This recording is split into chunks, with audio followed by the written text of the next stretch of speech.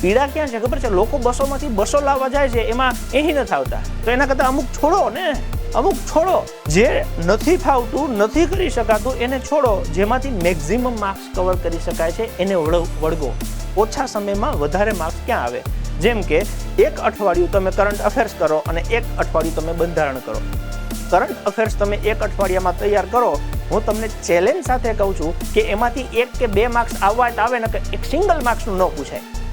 અને એની જગ્યાએ તમે 8 દિવસ બંધારણને આપો. હું તમને છાતી ઠોકીને કહું છું કે કોન્સ્ટેબલના 30 માર્ક્સના પેપરમાંથી તમે 20 ઉપર માર્ક્સ લાવો ખાલી એક જ વીકમાં. તમને એવું લાગે છે કે બંધારણ અઘરું છે, પણ એ તો તમે માની લીધું ને. તમે કેદી અઠવાડિયું બેઠા છો? સળંગ અઠવાડિયું એક વખત બંધારણને આપી દો. 30માંથી 20 ઉપર માર્ક્સ ન આવે મને કહેજો. પણ કરંટ ઝાલીને બેસી જશો સવારથી સાંજ સુધી, અઠવાડિયું નહીં 2 મહિના ઝાલશો ને તોય માર્ક્સ નહીં આવે. કેમ કે એ દરિયો છે, એમાં કોઈ મર્યાદા નથી. તો તમને એ ખબર પડવી જોઈએ કે મારે શું વાંચવું, મારે શું ન વાંચવું.